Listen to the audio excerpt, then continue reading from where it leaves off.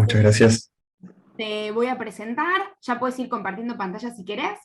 Agustín es Dale. estudiante de Ingeniería en Informática desde el 2016 en la Facultad de Ingeniería y Ciencias Hídricas de la Universidad Nacional del Litoral. Actualmente está realizando su proyecto final de carrera en el Instituto UNL CONICET. Obtuvo una beca EBC del Consejo Interuniversitario Nacional y participó como expositor en CONAICI en 2020. Así que bueno, Agustín, muchas gracias por estar, todo tuyo. Bueno, buenos días a todos. Como les decía recién Magali, mi nombre es Agustín Span y les voy a comentar sobre nuestro proyecto que se titula Sistema de Asistencia Terapéutica para Rehabilitación de Manos. Bueno, todo esto medio que lo comentó recién Magali, así que bueno, lo paso medio por arriba nomás. Que bueno, soy estudiante de Ingeniería en Informática, la FICH, desde 2016 y estoy realizando el proyecto final en conjunto con el SINC de la UNL, y bueno, también estoy participando de una beca EBC SINC de investigación, y bueno, trabajo como desarrollador de software. Bueno, comenzamos con la motivación. Eh, en los últimos años, cada vez es más común que las terapias de rehabilitación neurofisiológicas se realicen con la ayuda de sistemas asistivos que permiten de esta manera tener una interacción más amigable con los pacientes. Y muchas de estas están orientadas, por ejemplo, a juegos o exergames, que es la conjunción de ejercicios y juegos, que lo que buscan es llamar la atención del paciente y generar también un escenario más amigable para realizar todas estas rehabilitaciones y rutinas. Bueno, nuestra propuesta consiste entonces en un sistema de asistencia terapéutica que va a estar enfocado a la rehabilitación de pacientes que han perdido la movilidad de las manos o los dedos debido a un ACV. La idea principal en la que se basa es una terapia que viene siendo utilizada por los kinesiólogos hace varios años, que se llama terapia espejo, y bueno, la misma, como pueden ver ahí en la imagen, consiste en colocar un espejo y hacer que el paciente, viendo el reflejo de su mano hábil, haga ciertos ejercicios con ambas manos, y bueno, viendo sobre su mano dañada el reflejo de su mano sana, le hace creer al cerebro que la mano dañada o afectada está haciendo el mismo movimiento que su mano sana, a pesar de que la mano afectada quizá ni siquiera se mueve. Bueno, como les comentaba, es una técnica de rehabilitación neurológica. Entonces, bueno, lo que hace es estimular la parte del cerebro encargada de controlar estos movimientos y contribuye a la rehabilitación de los pacientes. La idea entonces de nuestro proyecto fue llevar a un ambiente virtual esta tarea mediante un software, pudiendo lograr que la tarea sea más motivadora para el paciente en su recuperación. Y en el mismo lo que hacemos es copiar el movimiento de la mano sana en la mano virtual, para además hacer que el paciente realice ciertos ejercicios que involucran tanto el movimiento de la mano entera como de los dedos. Y la idea, bueno, que tenemos a futuro es llevar este proyecto a un entorno de dispositivos para lograr una experiencia más inmersiva utilizando realidad virtual. Bueno, ahora paso a los módulos del sistema, que nuestro sistema, como ven en las figuras, se dividió en tres módulos. En primer lugar tenemos el módulo de adquisición y preprocesamiento de video, que tiene como entrada el video de la cámara y produce como salida una máscara binaria que contiene segmentada la mano, que es lo que se ve ahí en blanco y negro. Después tenemos el módulo de detección y de la posición y gesto de la mano, y que bueno, produce como salida esas dos informaciones. Y tenemos después el módulo de simulación, que se encarga de la parte de las actividades y de los juegos. Con respecto al módulo de preprocesamiento, en primer lugar vamos a definir la escena, es decir, las consideraciones de iluminación, y cómo se debe ubicar el entorno, digamos, por ejemplo, la silla, la mesa, etc. Y por último, bueno, describimos todo este proceso. Con respecto a la definición de la escena, se establece, bueno, que el usuario tiene que estar sentado en una silla, que debe tener una superficie de un color preferentemente diferente al de su piel y de tener una textura lisa, pero no es una limitante. Después tenemos que tener el dispositivo de adquisición de video, que puede ser un celular o una webcam, por ejemplo, que debe estar situado por arriba de la superficie, apuntando hacia la misma, a una altura más o menos de 50 centímetros o más. Y algo muy importante es que el usuario debe tener las mangas descubiertas para no interferir con la segmentación que vamos a estar realizando. Y bueno, con respecto a la iluminación, se evalúan las situaciones en que esté incidiendo de manera directa o indirecta la iluminación, y también se evalúa el modo de captura HDR del dispositivo móvil, que es algo muy común que tengan los celulares más que nada, si es que se usa ese dispositivo como dispositivo de captura, básicamente. Como pueden ver ahí en la primera figura, cuando la iluminación apunta directamente a la escena y el modo HDR está prendido, las sombras son sobre la superficie, que es el fondo, son muy oscuras y los tonos de piel de la mano donde le dan sombras también cambian mucho de tono. Y esto no es nada deseable para la segmentación que vamos a hacer. Después de la siguiente foto, como pueden ver ahí, si ya apagamos el HDR, se reduce significativamente el efecto de las sombras, pero sigue teniendo un poco de incidencia todavía. Y en la última foto se puede ver que si la luz, básicamente la apuntamos hacia el techo, de modo que incida de manera indirecta a la escena, ya el efecto de la sombra ya casi no tiene influencia, y por lo tanto, bueno, se optó por esta configuración. Bueno, como mencioné antes, el objetivo de este módulo era, en fin, segmentar la mano a partir de la entrada de video. Entonces, el proceso que elegimos para hacer esto consiste en calcular el fondo de la imagen, que sería la superficie sobre la que está trabajando el paciente, para luego a partir de este medir la diferencia con la imagen de entrada para determinar la zona que se corresponde a la mano. La definición de este fondo, perdón, la hacemos una única vez y vamos a trabajar con el mismo fondo durante toda la sesión, pero si por ejemplo cambió algún objeto de la escena o cambió alguna consideración de la iluminación, el paciente o el especialista puede actualizarlo si lo desea. Y lo importante es que bueno, cuando se está calculando esto, el paciente no ponga su mano en la superficie para no interferir con este cálculo del fondo, básicamente. Bueno, lo primero que hacemos al video que nos llega por el dispositivo móvil es aplicarle un suavizado que, bueno, lo que hace es reducir el ruido y también los efectos de la sombra, que es lo que vemos ahí en la imagen. Después de esto, a partir de la imagen ya suavizada, lo que hacemos es promediar los primeros 100 frames que van entrando de video, eh, y este valor viene dado básicamente porque en algunos dispositivos móviles o webcams, cuando vos empezás a capturar, hace como un enfoque y también se ajusta la iluminación. Entonces si tuviéramos un valor muy chico, capaz que lo toma con el fondo desenfocado y después cambia la escena. Entonces, bueno, si se tomaban muy poco se podían generar errores en este fondo. Bueno, entonces, una vez que tenemos calculado el fondo con este promediado, lo que se hace es tomar el frame entrante, también suavizado, y lo que hacemos es realizar la diferencia absoluta con el fondo. Básicamente esto lo hacemos en el canal de colores RGB, y luego lo convertimos a escala de grises, que es lo que vemos ahí en la imagen de la izquierda, y a la derecha lo que hacemos es básicamente aplicarle un umbral de que si supera cierto valor de iluminación, pasa a ser blanco y si no pasa a ser negro. Y bueno, como esta imagen binaria, que es lo que vemos a la izquierda, puede todavía tener ruido, lo que le hacemos es aplicar operaciones morfológicas, que lo que hacen es eliminar, por ejemplo, esos puntitos entre el pulgar y el índice, y entre el meñique y la muñeca. Y bueno, el resultado se puede ver en el lado derecho. Y bueno, pero como es posible que aún así queden presentes regiones muy grandes que no pudieron ser eliminadas con las operaciones morfológicas, se aplica un proceso un algoritmo, perdón, de máxima componente conectada, que básicamente lo que hace es tomar de esas tres regiones que se ven, por ejemplo, en la imagen de la izquierda, se queda con la más grande, ya que bueno, la región más grande es la que se corresponde a la mano. Eh, y bueno, ahí como pueden ver, la siguiente imagen se puede apreciar el resultado de aplicarle esta máscara binaria, que es la salida de este módulo, al frame de entrada, que básicamente es para verificar la correcta segmentación, que en ese caso fue exitosa. Bueno, con respecto al siguiente módulo, que es el de detección de posiciones y gestos, cuyo objetivo es, como mencioné antes, recibir esta máscara binaria que contiene la mano segmentada y a partir de esta obtener la posición de la mano, o sea, dónde está ubicada en la pantalla, y el gesto que está realizando. Por ejemplo, si tiene la mano abierta, si tiene, está realizando un puño, si está realizando el gesto de paz, el índice hacia arriba, etc.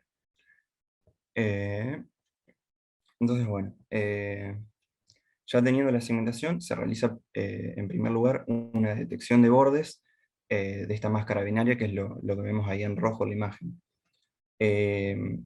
Lo que hacemos ahí, a partir de ese borde, es calcular la herramienta fundamental, que es el envoltorio convexo o el convex hull, y esto se utiliza, ya que como vemos ahí en la imagen, los vértices de este convex hull, que es el que está en amarillo y blanco, eh, los vértices, que están indicados en magenta, se corresponden con las puntas de los dedos. Entonces, estos nos sirven también para calcular después los defectos convexos, que son los puntos que tenemos señalados en celeste. Los defectos convexos que son, dado un lado de este convex hull, por ejemplo, el lado blanco, no sé si se ve mi mouse, por las dudas. Y se ve. Ah, bueno, por ejemplo, en este lado del convex hull, vamos a tomar todos los puntos pertenecientes a este borde, que están en rojo, y de esos tomamos el punto más distante o el más lejano a esta arista del convex hull. Lo mismo para este, que por ejemplo vamos a recorrer todo este pedacito, y este es el punto más lejano, y bueno, lo mismo para el resto. Bueno, se puede ver entonces que el ángulo que se genera entre los dedos suele ser menor que el resto, ya que por ejemplo acá tenemos un defecto convexo en amarillo, pero el ángulo es muy grande y este no se corresponde a un área entre dos dedos. Entonces lo que hacemos es clasificar los defectos en base al ángulo que producen con los lados del convex hull. Entonces los que tienen un ángulo más pequeño se corresponden con áreas entre dedos, y los que tienen un ángulo muy grande los descartamos básicamente. Bueno, después para calcular la posición de la mano, lo que hacemos es promediar los defectos convexos, que es el punto que tenemos acá indicado en azul.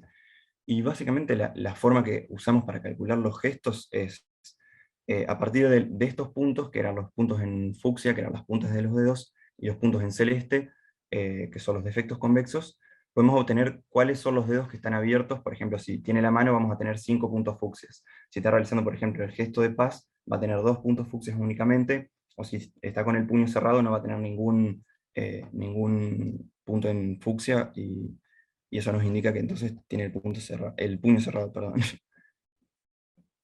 Bueno, entonces a partir de estos datos producidos por el módulo anterior, que es la posición de la mano y el gesto que está realizando, procedemos a desarrollar juegos que involucran, bueno, que el usuario tenga que mover la mano, y de esta forma también asistir a la terapia de rehabilitación, haciendo que la actividad sea más lúdica e interactiva, logrando también una mayor inmersión en el ejercicio, que es algo muy importante en estas rehabilitaciones neurológicas. Y bueno, también obviamente tiene todas las ventajas de tener un sistema digital que permite llevar registros de información, puede llevar un mejor control de los pacientes, también posibilita la telemedicina, entre otras mejoras. Bueno, lo que hicimos fue plantear 3 ejercicios diferentes, teniendo en cuenta los niveles de complejidad, y también dependiendo en gran medida si el paciente tiene algún grado de movilidad en las manos, en los codos, en los dedos, etc. Entonces, cada modo de ejercicio apunta a un distinto momento de la rehabilitación. Uy, perdón. Eh, Perdón, justo entraba mi perro. Eh, entonces, uy, perdón. En el modo 1, básicamente lo que requiere es un movimiento de brazos y codos, y se busca que el paciente mueva la mano por distintos puntos de la pantalla, y está apuntado a pacientes que tienen grandes dificultades motrices o que tienen poco o nula movilidad de los dedos y manos y que recién están empezando con toda su rehabilitación. Ahí en la imagen se pueden ver en ejecución el ejercicio, y lo que consiste básicamente es que el usuario va a ver círculos blancos en la pantalla y tiene que alcanzarlos con la mano, y después tiene que volver al rectángulo azul, que es la zona de reposo, para repetir la rutina, de modo que los puntos van apareciendo en ubicaciones aleatorias de la pantalla, y esto estimula básicamente este movimiento del brazo y el codo, que es por donde se empieza a rehabilitar. Después del siguiente ejercicio, ya requiere un poco más de movimiento en los dedos, ya que no solo se pide que el paciente mueva la mano en la pantalla, sino que ya tiene que empezar a realizar gestos con las manos, por ejemplo, cerrarla, abrirla o cerrar estos dedos para hacer gestos de paz. Bueno, estos gestos obviamente después se pueden extender a otros más que nos solicite el kinesiólogo, el especialista o el terapeuta ocupacional con el que estén trabajando. Así que bueno, después, por último, en el último ejercicio que desarrollamos, al empezar aparecen en la pantalla, también en posiciones aleatorias, una pelota y un círculo blanco. Entonces, para superar el ejercicio, lo que el paciente tiene que hacer es agarrar la pelota posicionando su mano sobre donde está dibujada la pantalla, debe cerrar el puño, la tiene que arrastrar y la tiene que dejar caer en el círculo blanco abriendo la mano. Y luego debe volver a la zona de reposo para repetir el ejercicio, igual que los dos anteriores. Y este modo ya está orientado a pacientes con mayor movilidad y control de los dedos, ya que no requiere solamente que el paciente mueva la mano y ahí haga el ejercicio, sino que requiere una coordinación mayor al combinar estos ejercicios. Entonces, bueno, para concluir, cabe mencionar, bueno, que se cumplieron los objetivos respecto a la reproducción de los ejercicios de la terapia, respecto a la detección de la posición de la mano y los gestos, y bueno, que el sistema está en condiciones de ser puesto en funcionamiento por parte de los especialistas, que de hecho estuvimos trabajando en conjunto a un centro de rehabilitación de la provincia de Santa Fe, que trabajamos con una terapeuta ocupacional y un kinesiólogo que nos estuvieron asesorando también en el proceso. Y bueno, que el sistema también puede ser extendido a otros dispositivos, tales que la idea es llevarlo a una mini PC o a un dispositivo Android o iPhone, por ejemplo. Y bueno, como trabajo de futuro, entonces tenemos la incorporación de más gestos, básicamente porque ahora está limitado a esos tres que le mencioné nada más, pero se puede extender a otros sin muchas dificultades, ya que es pensar nada más cómo serían las combinaciones de los dedos, en base a la información que ya tenemos. Después, bueno, tenemos también pensado realizar una portabilidad a las gafas de VR, que para eso también teníamos pensado desarrollar una app en Android o en iOS. Y bueno, también tenemos pensado, si no, realizar una portabilidad, una mini PC Raspberry Pi, para favorecer esta portabilidad del sistema, de modo que el paciente, por ejemplo, se lo pueda llevar a la casa, al dispositivo, y no tenga que ir todos los días al centro de rehabilitación, y puede permitir, como les comentaba, la telemedicina, y bueno, también ahorrarle tiempos de viaje, tanto al kinesiólogo como al paciente. Y bueno, nos queda también pendiente realizar las pruebas con pacientes, ya que solamente lo estuvimos probando con el kinesiólogo y la terapeuta ocupacional del Centro de Rehabilitación Laureano Maradona. Así que bueno, eso es todo y muchas gracias. Muy bien, excelente, Agustín, muchas gracias. Me parece espectacular la propuesta y el desarrollo que hicieron y cómo lo fueron resolviendo desde lo que es el análisis de imágenes, ¿no? El procesamiento digital de imágenes, que es súper interesante. Hay una pregunta en el chat que dice: ¿qué hardware mínimo es necesario para correrlo? De Santiago Peraza. Por ahora lo que estábamos utilizando era una computadora de escritorio o una notebook, sin muchos requerimientos tampoco, y estábamos trabajando con un dispositivo móvil, un celular, que era uno bastante viejito, así que tampoco tiene muchos requerimientos, y lo que hacíamos era conectarlo con una app que se llama Droidcam, que básicamente poníamos una especie de palito que colgábamos del celular, y lo comunicábamos con la compu a través de esa aplicación, y no tiene muy grandes requerimientos, porque la verdad que la carga computacional es bastante baja con esto, porque hay muy poco procesamiento de imágenes en sí, o sea, las operaciones que se usan no son muy costosas. Entonces creo que en una computadora bastante común puede andar. Nos queda pendiente, bueno, probar este algoritmo en Raspberry Pi, a ver si se aguanta la capacidad o no, digamos. No sé si responde o... Sí, sí, para mí la responde muy bien. No sé, Santiago, si queda alguna duda más con eso. Yo tengo otras preguntas, bueno, y que un poco lo respondiste al final, que es esto de, estaban pensando como en llevarlo a una app para que se pueda correr directo desde el celu. Ujú. Sí, sí, era la idea, digamos, para que sea algo más, bueno, básicamente porque no es algo muy común, qué sé yo, que todos los pacientes puedan tener una computadora en su casa, o, entonces, en cambio, un celular hoy en día casi todo el mundo tiene, y es algo más, además más portable, de que si vos le pedís al paciente que tenga que ubicarse en una computadora, era como muy complicado, y trae muchísimas ventajas hacerlo todo directamente en el dispositivo móvil, incluso con los tiempos de respuesta, porque a veces puede haber una especie de demora o delay entre que Sí. el video se manda desde el celular hasta la computadora, y bueno, te Lo que se me ahorrabas todo ese ocurre, tema. Agustín, pensándolo como a futuro, es la limitación entre que el celular tiene que estar grabando tu cámara, tu imagen, y vos tenés que estar viendo dónde querés direccionar la mano en simultáneo, digamos, ¿no? Claro, es verdad. Sí, si no, otra opción era también utilizar el celular montado directamente en las gafas de realidad virtual. Entonces se puede usar la misma pantalla del celular para visualizar lo que está capturando, pero bueno, ahí lo que requiere es cambiar el algoritmo de procesamiento de imágenes básicamente, ya que no sería muy viable el cálculo del fondo, ya que por ejemplo si el paciente tiene el celular puesto así y empieza a mirar, ya va a Claro, cambiar el fondo, digamos. Entonces, totalmente. ahora un A cambio con el que ver, estábamos trabajando para el sí, proyecto final, que esto también es mi proyecto final de ingeniería informática, era espectacular. utilizar una red neuronal que también nos facilita esta tarea y nos permite, digamos, no depender de que el fondo sea fijo, básicamente. Entonces, pero bueno, está en proceso todavía, no es algo Está muy muy... bien, bueno, pero Así que espectacular. esa era la idea, digamos, de llevarlo a un celular, pero cambiando el algoritmo para que no tenga esta limitante de que sea fijo la cosa y poder visualizarlo en el mismo dispositivo móvil. Excelente. Y tengo dos preguntas más. Ujú. Hablaste del HDR del celu y no tengo idea qué es.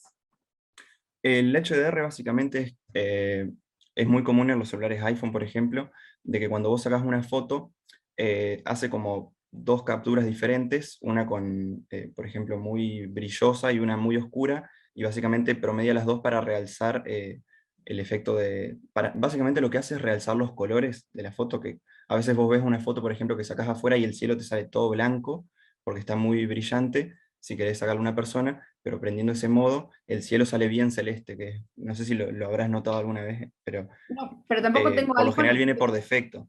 Sí, ¿Cómo? viene por eso, entiendo que es lo de o sea, mejorar el color de las imágenes. Claro, y eso por lo general viene prendido por defecto, entonces es algo que hay que considerar de que hay que deshabilitarlo para que no te perjudique en toda esta segmentación, digamos. Por Bien, eso lo mencionaba, digamos, ya que ¿no? es algo por defecto. Perfecto. Bien, y otra pregunta más que tengo, que supongo que con las redes neuronales lo podrán resolver. ¿Pensaron esta aplicación aplicada a pacientes que tengan algún dedo amputado, que tengan menor cantidad de dedos? ¿O con este algoritmo de forma convexa, no me acuerdo cómo se llamaba, lo pueden resolver igual? Claro, ahí el problema sería que, como habíamos hablado con la terapeuta ocupacional, lo importante es que el paciente puede identificar su mano, por ejemplo, que tiene la mano izquierda dañada. Ah, El claro. paciente tiene que reconocer en la mano virtual su mano dañada. Entonces, en este caso, no serviría, ya que, por ejemplo, si la mano dañada es la izquierda y en esta le falta uno de los dedos, va a ver el reflejo de esta mano y va a tener el dedo. Entonces, ahí puede afectar bastante ese tema, pero por otro lado, la terapia de espejo también se usa para pacientes amputados, básicamente cuando tienen algo que se llama dolor del miembro fantasma, que Sí. por ejemplo si a vos te amputan la mano, a muchos pacientes les pasa que todavía sienten dolor en los dedos, por ejemplo, por la mano, a pesar de que no los tienen, y bueno, se usa esta terapia como para aliviar ese dolor, dándole como experiencias sensoriales al cerebro mediante esta ilusión óptica, básicamente. Perfecto. Entonces, bueno, podría servir por ese lado de última, pero no sé si para la rehabilitación en sí, me parece que le afectaría un poco eso de vincular al paciente con la mano virtual y que asocie esa mano virtual con su mano dañada, digamos. Ese sería el problema que le veo, por ejemplo.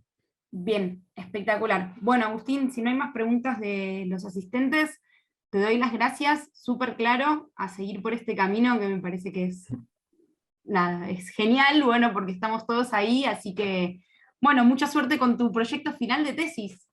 Bueno, muchas gracias a vos también. Y gracias a todos por escucharme. Saludos. Muy bien.